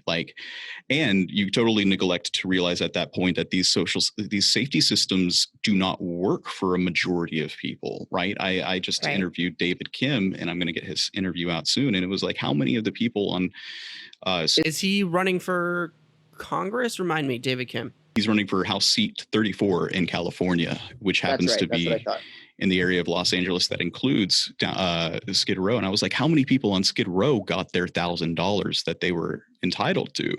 They're unbanked. They don't have good access. They distrust institutions, all of these things. Do you mean the $1,200 stimulus check from earlier in the year? And then we find out, there's now litigation and lawsuits happening in Florida where it's really come to pass that the administration before DeSantis, but perpetuated by DeSantis, existed to deny people unemployment benefits, right? This is another thing that I think conservatives need to understand is you're paying into an unemployment system that should be there for you should anything go wrong. You're paying into it. And then you're not going to get it afterwards because you're supporting an administration that is actively working against it. That's wrong. That is super wrong. Right. And that was in Florida specifically. So, it's coming to bear that there are a lot of really significant issues that exist with our welfare net, safety net. And a lot of the states, they get the federal funding, but the states, if you live in a more red state, sorry, my cat wants to join. If you live in a more red state, chances are you're more likely to be denied assistance. This comes to the question of deservedness. These systems exist to determine whether or not you deserve something. And that is a very big problem. And it's something that I wish that conservatives would also understand, and liberals too, is when you give someone the authority to decide who should or should not, who does or does not deserve something, you are giving them a tremendous amount of power. Scott Santens recommends the book Tyranny of Kindness, where they talk about you could just have a spiteful bureaucrat working the office that day, and you spend hours in an administration office trying to fill out paperwork, and they just think that you are the scum of the earth, and they're going to find any reason, any little mishap on your paperwork application to deny you, or the way you look. You know, the systemic racism, people don't recognize that these are the very subtle ways that racism perpetuates our systems. And the more we can remove the ability for individuals to have a say over your deservedness in being a part of our society and being an uplifted member of society, the more it just is a blanket thing that everybody gets regardless of who you are or what your circumstances are, the more we can remove the opportunity for racism and these other ways of discrimination to enter into the system. Yeah, they've done studies, especially more so in like southern states, red states. If you are Black, you are much less likely to get access to just like cash type welfare programs. You're much more likely to have to be involved in like abstinence education classes or pro-marriage courses and Christian overnight. Like that's where taxpayer or drug testing or stupid bullshit. Yeah. This paternalistic, again, we don't trust people. And then like we're happier to spend more money on these bloated, inefficient, dehumanizing systems just to make people feel like they're less than human, right? What is the consequence? What does that do to a human being when they're being fed into these types of systems? And unfortunately, when you try and criticize these aspects of the welfare safety net, you get cast as like some sort of Trojan horse for the more Milton Friedman type arguments of like, why should we get away with the welfare state? That's not what I try to do when I'm criticizing. I do think there are plenty of things that a universal basic income would completely eclipse, but we still do need more in aspects of like, I have a hard of hearing family member, and she never would have been able to enjoy a movie at the movie theater if it wasn't for the incredible work of the American Disability Association. Like there are special needs cases in our country that a universal basic income alone just will not help. Right. But that being said, I do think there is a massive amount of bloat and a massive amount of waste that I would be more than happy to see done with. And that's coming from me as someone who, the day that I left and decided to try my podcast here and do what Scott Santens was doing, which is like, I'm going to be a poster child for UBI. If you'll donate to me, I'll live and show you what it's like. Well, the day that I seriously fantasized about driving headfirst into a Mack truck is like, okay, this is it. Like, I'm done. Yeah. The workforce had ground me down that far. And and like, by any metric, the safety net is going to view me as someone who does not deserve help. And I don't. I mean, plenty of other people need more than I do. I am equipped and blessed with structures around me that I can continue on even in a pandemic like this. But I can only do it for so long, and I don't want to depend on the good nature and donations of supporters, even if they believe, oh, it's unconditional. That's the thing. It's universal. It's unconditional. You're stripping away the power to define what deservedness is, and you are just trusting people to be human, and that is powerful. And I think people on the left and the right need to think about that a little bit more. I love that. So I wanted to ask, what do you think, how do you think this compares to other welfare programs that are already in place, and like how would that actually affect those welfare programs? Like, do you think it would replace those welfare programs, or do you think it would supplement them in some way? So I've spent a lot of time on this issue because, ironically, it was not like hard conversations with the right that I mostly had as I started my channel, but it was mostly hard conversations with people from the left that primarily viewed a universal basic income through the framing of Milton Friedman as this is meant to make people's lives worse, to make them more dependent on capitalism. So I actually had to like spend a little bit of time looking into, well, what is going to happen with a UBI if you currently are lucky enough to be on these programs. And from most of what I found, it's exceedingly rare to get more than $1,000 worth of cash assistance through many of our different programs. Now, it's hard to determine exactly what percentage of welfare recipients do, because oftentimes they receive welfare in many different layers. They have many different programs that are stacking, and like right off the bat, housing vouchers are like, that's non-negotiable, right? The amount of money, even though it's not cash, you can't get away from that. And I never understood that to be a part of Yang's campaign, but people still painted him in the same way. So like, in those cases, there are certain things where you cannot negotiate on. This has to be a part of it. But in terms of something like SNAP, there's a problem with keeping some alongside with a universal basic income, insofar as the system itself is designed for these systems to fall away after you reach a certain income level. So it's not so much as, oh, you're getting away with you're like dissolving these systems. It's that income is going to fall away just by nature of the fact that you're now earning a certain amount of income per week. So the most important thing with that in mind is to make sure that no one is going to be financially worse off than they are right now. And from all of the math that I could do, from everything, the benefit, especially for people who live in households with more than one persons, is so much more than what welfare can traditionally give. For instance, like Social Security insurance, you can only get $700 and something, like $776 roundabout dollars for a single income recipient, and for dual income, it's about like $1,100, close to $1,200. So like right off the bat, you've got $24,000 a month off of two people alone. It's so much better that it's like the argument isn't $2,000 a month, $2,000 a year. Thank you. For two people.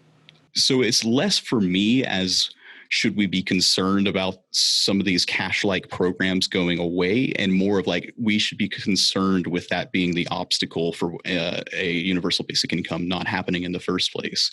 But I am not in like his opt-in system. I think is very important. Like you can opt in. By he, you mean Andrew Yang. You're referring to Andrew Yang's specific proposals. Right. So it was like cash-like specifically, you would opt into the universal basic income. And if you ever, for any reason, decided that the previous benefits you were getting, you could opt back, like no questions asked. But the utility in the entire way that Yang's funding mechanism worked was that he ran the numbers and said, well, it's going to work because we have $600 billion in welfare costs as part of our administration right now. If it's opt-in, that $600 billion isn't a part of the equation for the total cost. It's a total, because there's going to be a gross saving involved if people choose to go over to the 1,000. Because even if you're getting, let's say, $970 in welfare benefits, the actual cost of that welfare is much higher when you take into account the administration costs of funding those services and everything. So no matter what, any person who chooses the 1,000, even if they're getting more than the welfare they were receiving, is most likely all the time going to incur savings overall. And it would be easier to present in a bipartisan way to the nation as a whole without giving that like $3 trillion price tag. I'm sorry, that was a super long and involved answer to the question you asked, but yeah. I'd prefer like long drawn out answers than like short answers that are kind of ambiguous. So that's perfect. And the other point on that as well is, I would see if it were opt-in in that you might get to a point in which the universal basic income would eclipse like SNAP, and it would be like, well, we just don't have a need for these services because cash is just better and no one's been worse off. It's very important that we tack the universal basic income to a metric like consumer price index inflation and make sure that over time, and we should be doing that just on the inflation account, but also too on the notion that, yes, things are getting cheaper over time, and more of the data that's being collected from us, we should find some way of increasing the basic income. There are some out there. I have yet to speak to a single UBI advocate who thinks that $1,000 is like what we're going to do, and then we're going to stop from there, or that we wouldn't act very proactively to try and deal with any edge case scenarios that we did not account for. Right. I mean, if you ask me, I think it should be tied to GDP. The more money the country makes, the higher the dividend should be to its citizens. It sounds like a pretty simple way to make sure that it's growing in good times, and if GDP is down and there is less tax revenue, then the dividend goes down, and that it makes everybody feel like they're shareholders in the country. When the GDP goes up and everybody feels like they're contributing to it, everybody does better, and it lifts everyone with it, because we need this mechanism. Because what's happening now is since the 70s, we've seen this graph where the earnings from labor is basically flatlining, but the earnings from capital is like skyrocketing. So capital is up until the 70s, they kind of went hand in hand, right? As GDP went up, labor made more, capital made more, and they kind of followed the same curve. But after the 70s, they split quite drastically, and somehow the capitalist class has managed to figure out how to siphon off from the labor class to the point where labor is just barely getting by, but capital is absolutely thriving. So we need to find a way to balance that and smooth out that disparity, so that, because nobody, I mean, you talk to Jeff Bezos, you talk to Bill Gates, you talk to any wealthy person, they don't want to live in a society where they have to be flying around in helicopters and living in these gated communities while they're surrounded by poverty and people starving in the streets. Nobody wants that. We want to have a certain level of income floor, just because it's better for everybody to be surrounded by that. So if the country is doing better, that income floor should raise. If the GDP comes down, the income floor could go down a little bit with it. That way, everybody feels like they're invested in the health of the country.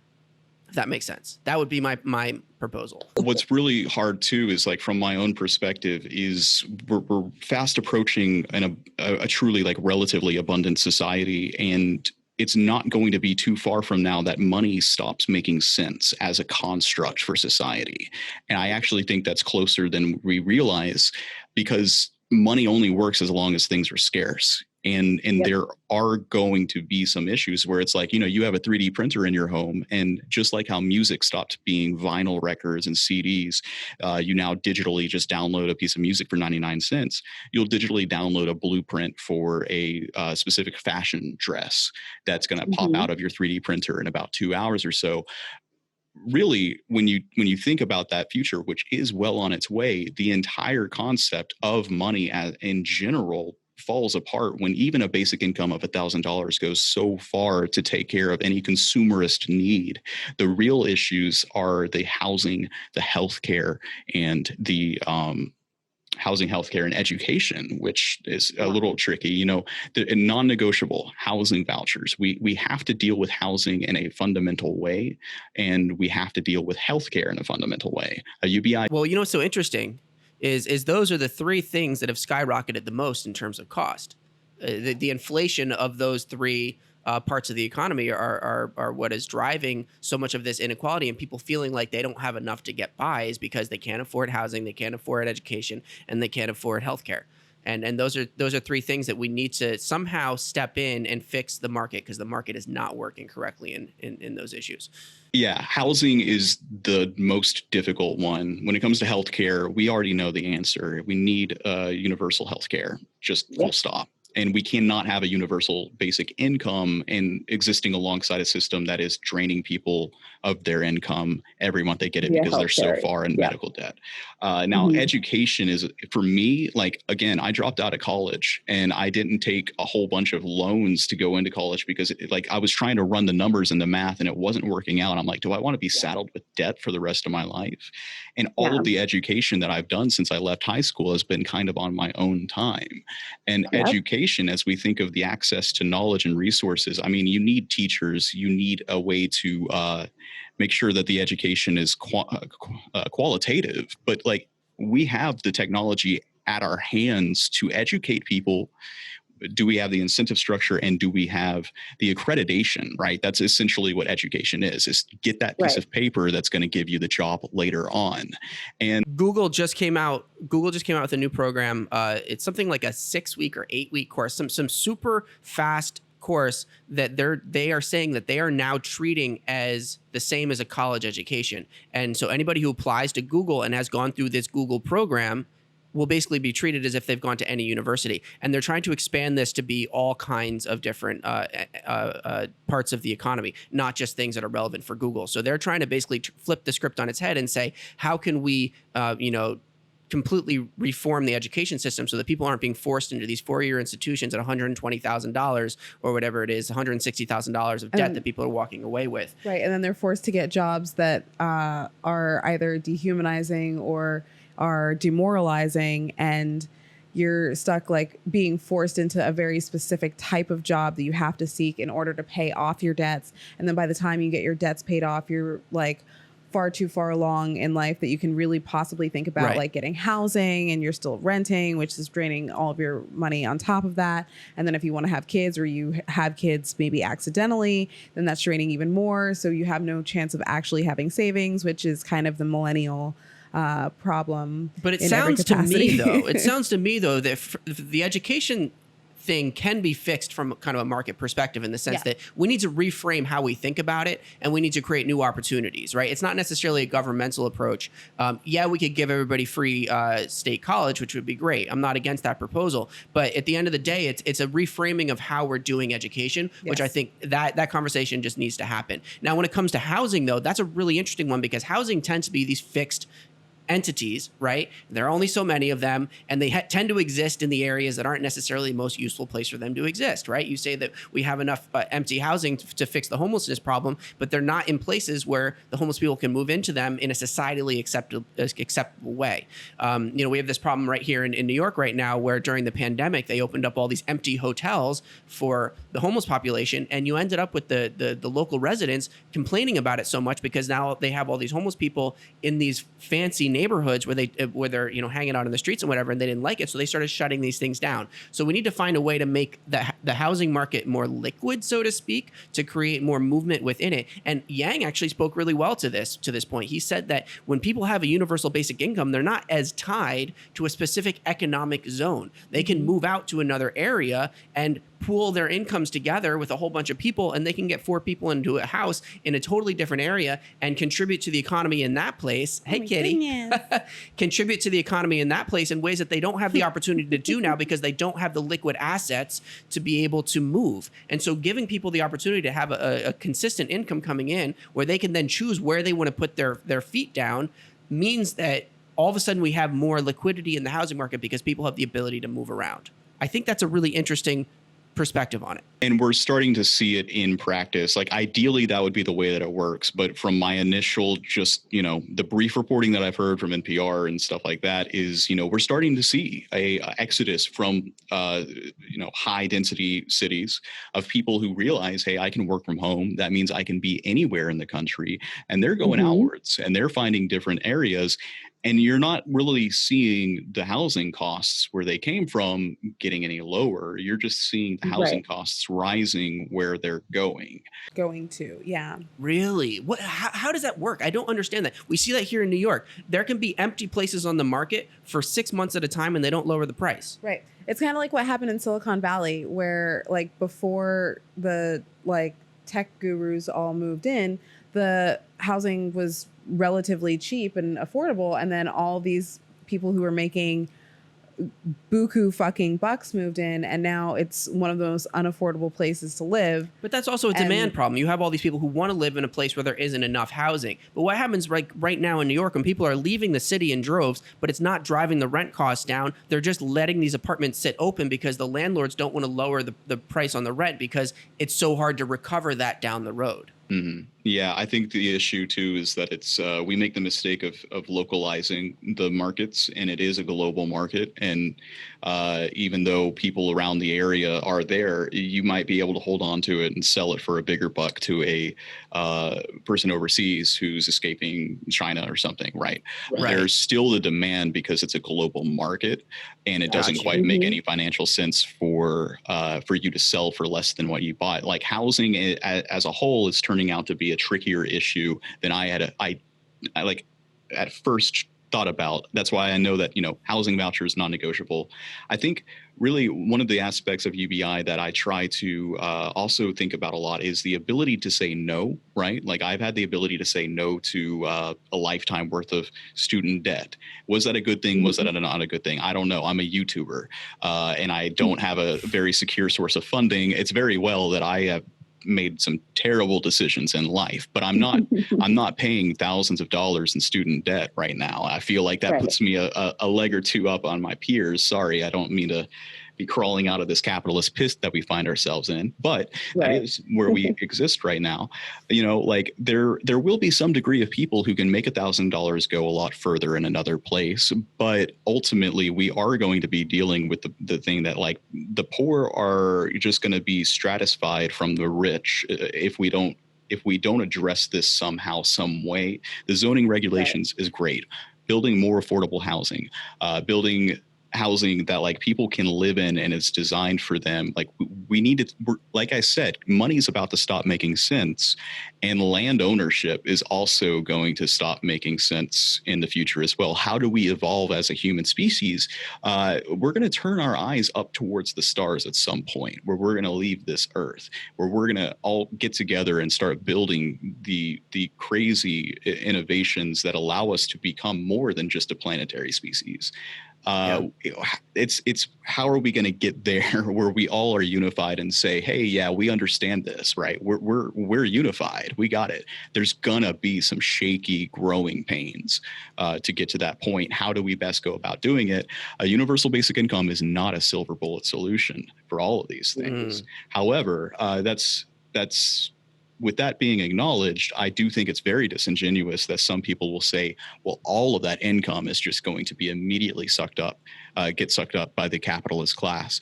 I think that's that's just incorrect on face value, but it does have some things we need to consider. Yeah, that makes a lot of sense. Wow. So we are nearing 2 hours. Yeah. Yeah. One last thing, back to the technology aspect of it. Elon Musk, such a polarized person. They're shooting up satellites every single day, like 60 satellites per round. They're going to have 12,000 of these orbiting the Earth, low Earth orbit that provide accessible Wi-Fi. Internet. You could be on the top of Mount Everest and be able to update your Instagram story, right? The ways in which we will be able to move out as communities will be expansive, very much so in nature. And we should take advantage of the ways, if we can have a sustainable way of doing so, sustainable transportation. We don't want to exacerbate the environmental issues we're dealing with. But housing and where you're located as a whole is going to also broaden as the years continue on. And I think that's important. Yeah, I think you're absolutely right. And I think that UBI enables, people to have a little bit more say in where they decide to put their feet down and which economies they decide to participate in. Because most people today are stuck simply taking advantage of the opportunities that are right in front of them, because they don't have the opportunity to say no and go to a different town over. They don't have the money in the bank to be able to do that. And right. UBI enables that. I would love to touch on this concept though of kind of separating UBI from Andrew Yang's candidacy, because Yang did an incredible job pushing this into the forefront. But at the end of the day, rather than, I think a lot of people get caught up on kind of debating the specific proposals that Yang made, rather than recognizing that this is a long discussion that we're going to have to having over many years in terms of figuring out what the best way to do this is. And there's so many different answers and so many different of the nuances of it. But the important thing to recognize is that this isn't just about Andrew Yang anymore. How many people do we have running for Congress now where UBI is a part of their platform? Do you know the number? It's not insignificant. Not insignificant, yeah. In Sevier County, not too far from where I live, these wildfires just happened in, I think, 2017 or so. A lot of people in East Tennessee were displaced from this disaster. And Dolly Parton, God bless her soul, she's the reason. Oh, Dolly is a fucking American fucking treasure. She is everything. Oh. May she live forever. Yeah, she's so awesome, and she stays apolitical mostly. And when she opens her mouth, some good stuff comes out. But I wish she could, because we did a study from the University of Tennessee that said, hey, look at what cash did for these communities. And so the University of Tennessee came out with it and everything.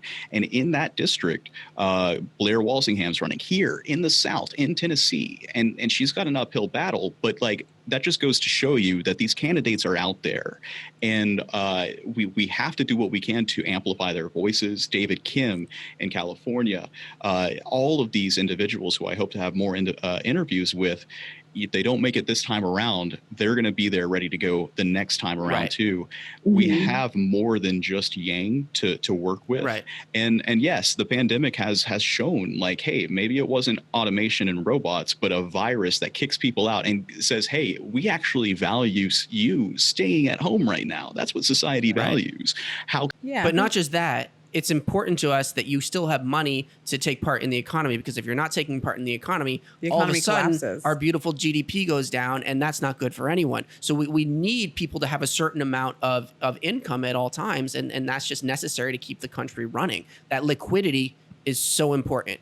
Yeah, and that's another thing that I bring up is even if someone was super lazy, like even if I quit my YouTube channel, I sat around, played video games all day, the act of me taking my UBI to the local diner, getting a meal and tipping the waitress, that's actually valuable. And that's a crazy thing to talk about. It is hard. You cannot be a parasite in our country. Like you literally can't.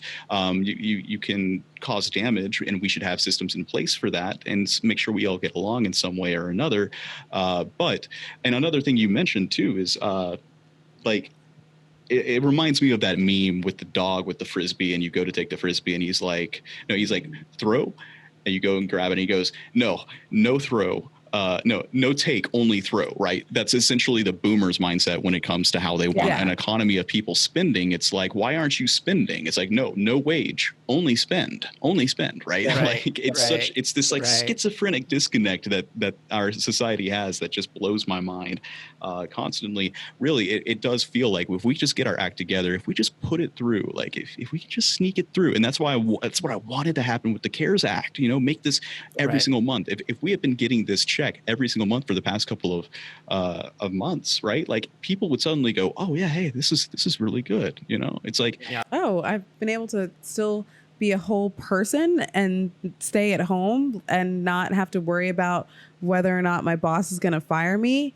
Perfect. But the important thing too is these local businesses, they're right. They love to talk about supporting small business and making sure that we're giving money to the businesses to keep them in business so that they can keep people on payroll, without recognizing if you just give money to people in the community, they're going to go and spend it at those businesses, and those businesses will stay in business as a result of the people being able to purchase things. So rather than this like weird socialized version of maintaining businesses, it's like, give them money to not do anything. Let's give the people money to buy things. The people get the products that they need. The businesses get the money that they need, and everything runs smoothly. And it seems so obvious. When I was waiting tables, the week of the month that I would make the most money was the week that disability checks went out. And like, do you think that I cared where those people got their money from? No, I was just happy as can be that I was getting something, Again, we are holding ourselves back economically. And after a universal basic income, what you have is a society in which like the positive feedback loop is based on what people value. It's like,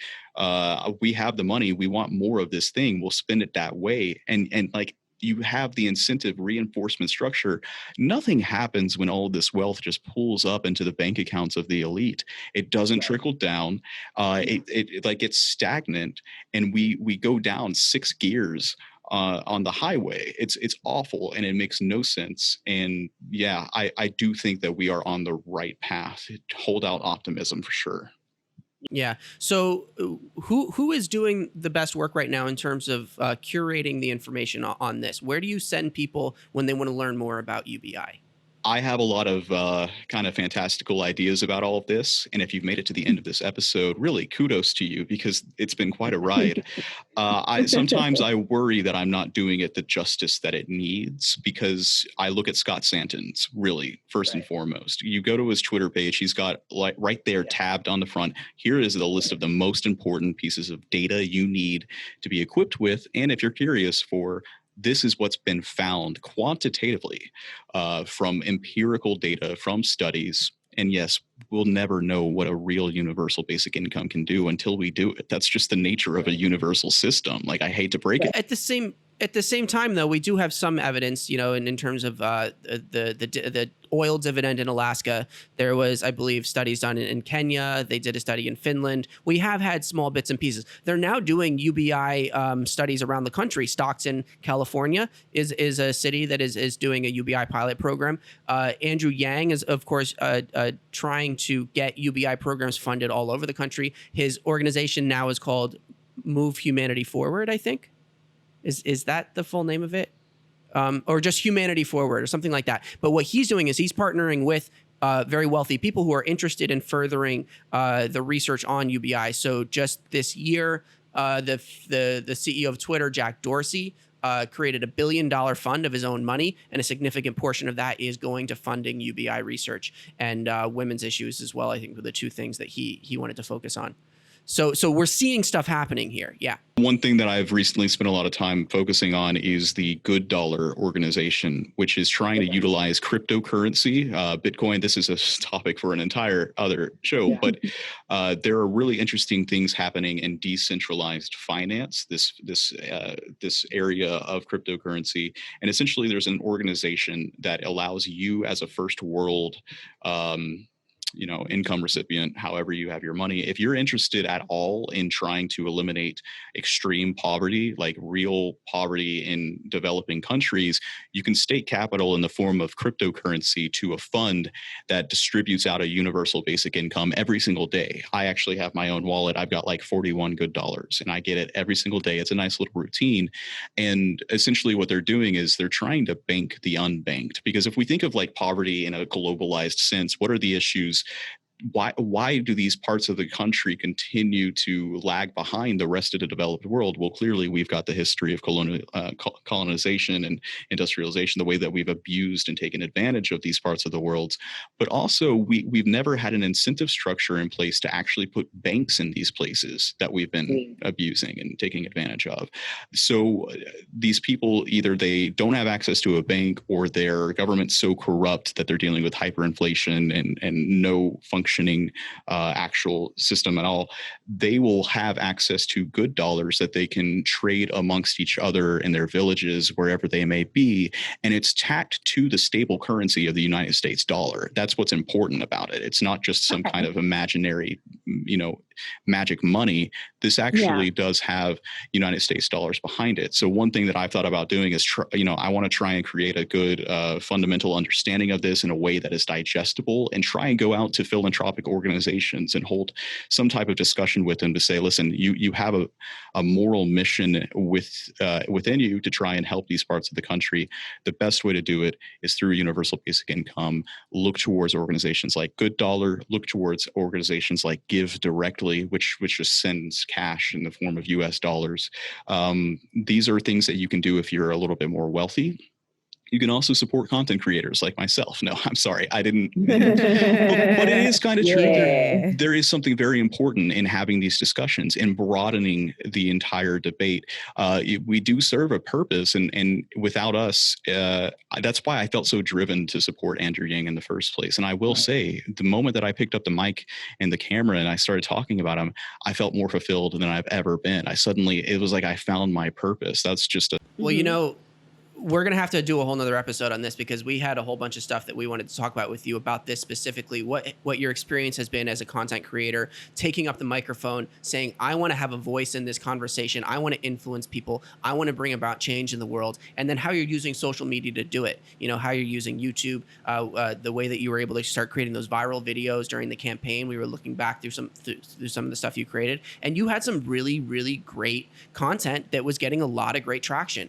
And that's just, it's an exciting thing to see people doing. And I've been very inspired by seeing, I want to say people like you, but now even, getting to research what you've done specifically.